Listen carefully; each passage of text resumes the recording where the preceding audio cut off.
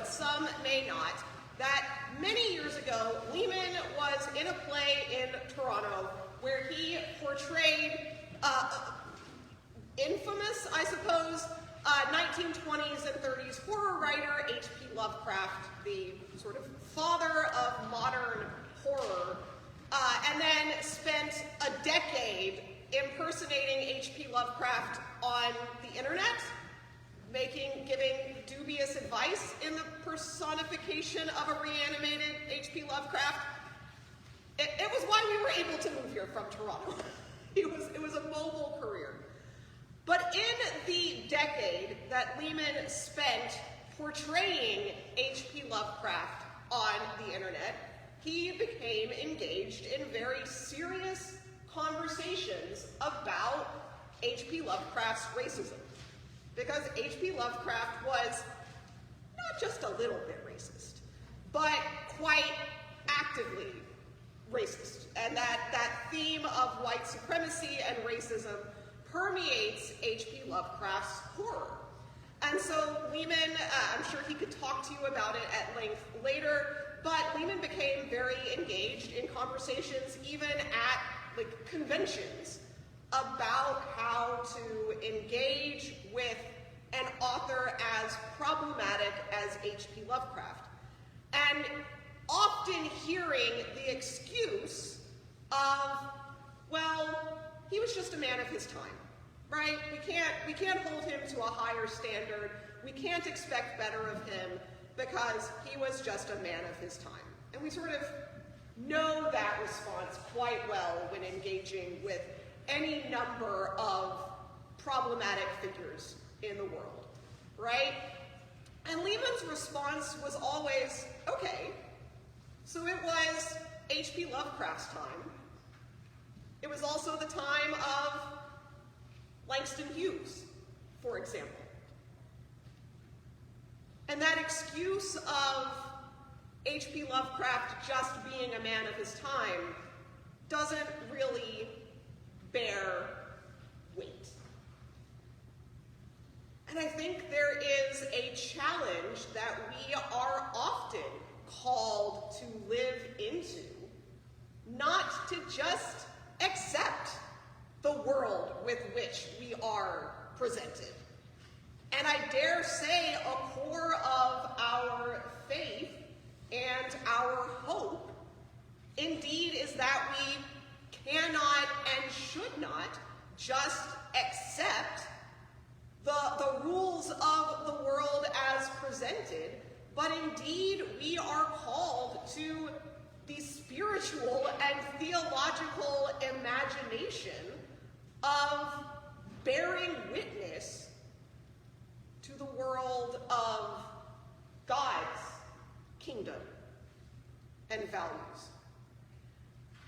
And I think that is the core reality that we are meant to reflect on as we enter these final weeks of the liturgical year, where we will hear more and more reflections on what is the kingdom of heaven, what is the end of the story of our Christian faith and narrative that we look towards in crafting the vision of what the world that we live in now could be.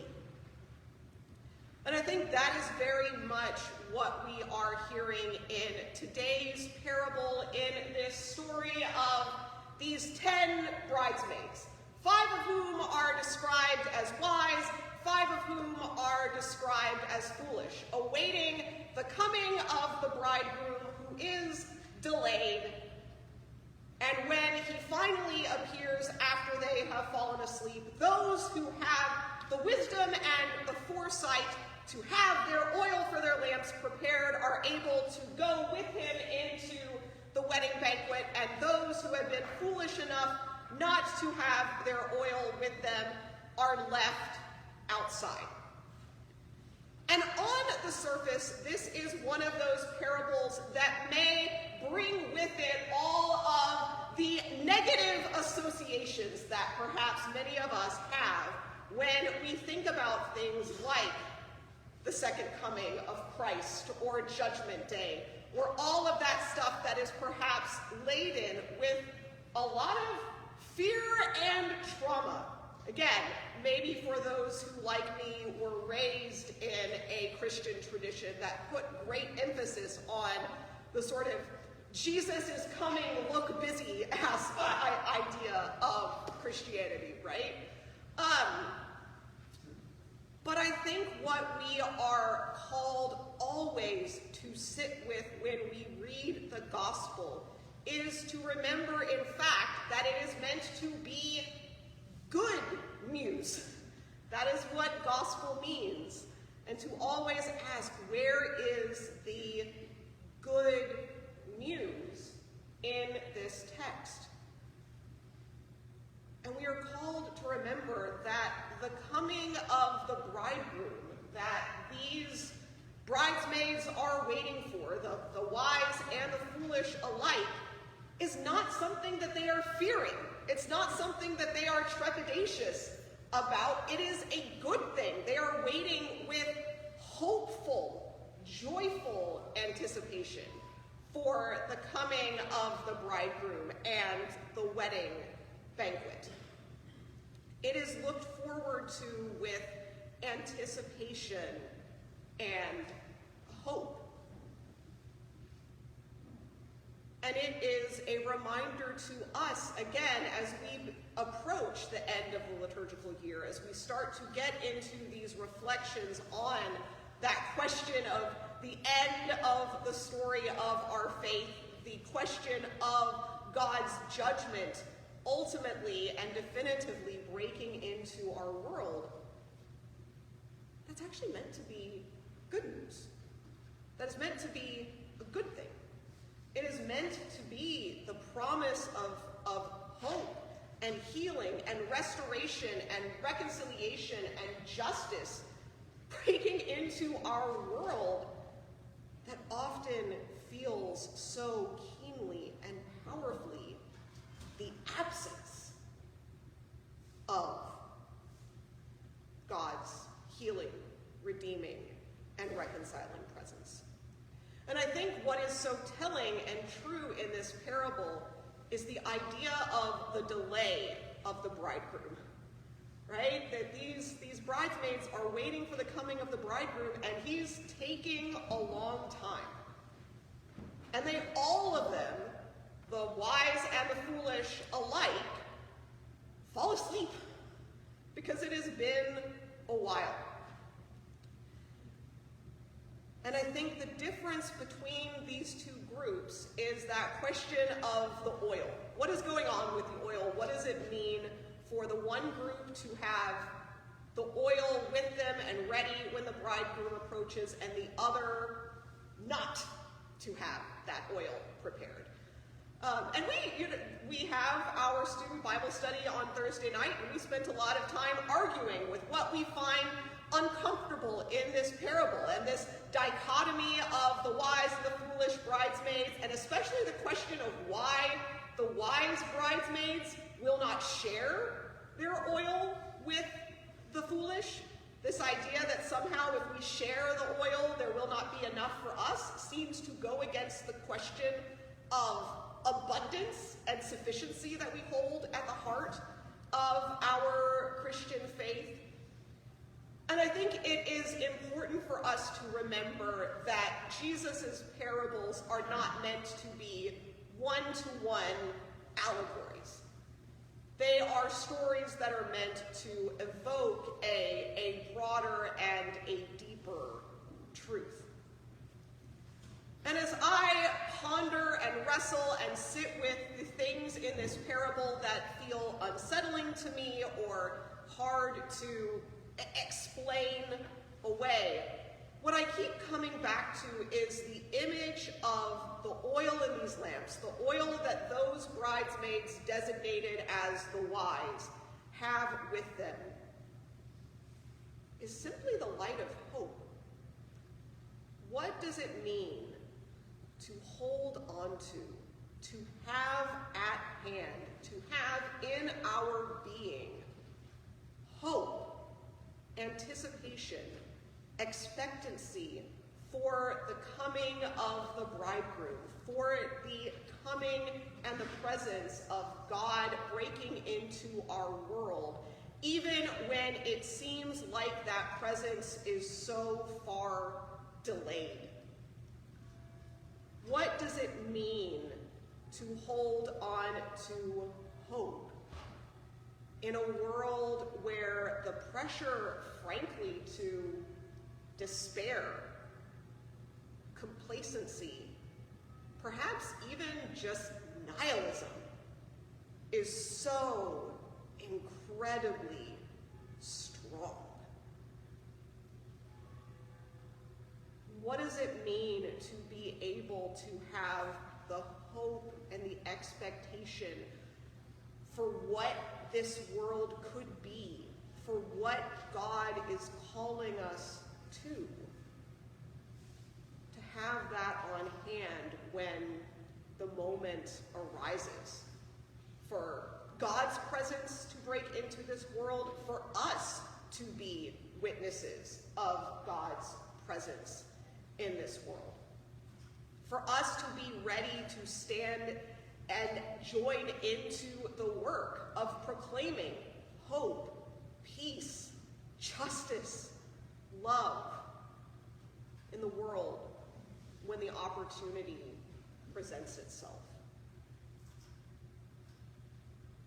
Not out of some fear of judgment, but in the hope of being able to be part of the work of the kingdom and the witness of God's presence in this world. And I think perhaps we are living on some tiny, tiny scale into a reality of that at this moment where we find ourselves. We are continuing to live into, right now, an incredibly hard and sometimes seemingly bleak moment, just historically, in the world.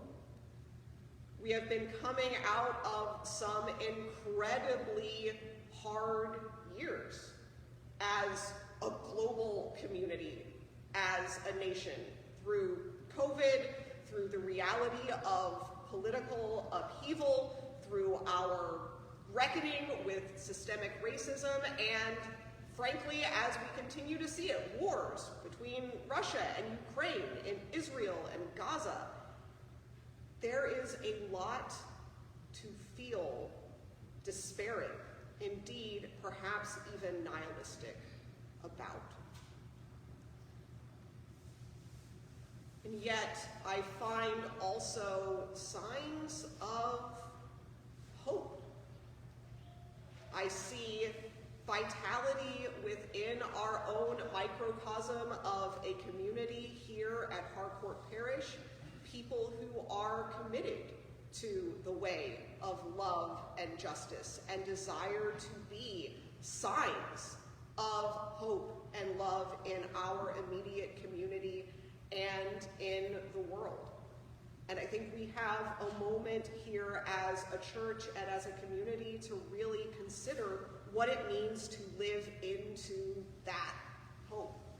And I felt it this weekend at the Diocesan Convention for the Diocese of Ohio. So Abby and Elizabeth and Greta and I went to convention this weekend, and there wasn't anything great on the agenda. There were no great decisions that were made, but it was powerful to sit with a new bishop, a new staff in the diocese, and to hear people who were energized and hopeful about what the Episcopal Church in the Diocese of Ohio and what our individual communities could be as we live into new ideas of innovation, of commitment to justice, to what our values are, as our presiding bishop Michael Curry likes to say, the Episcopal branch of the Jesus movement in this world.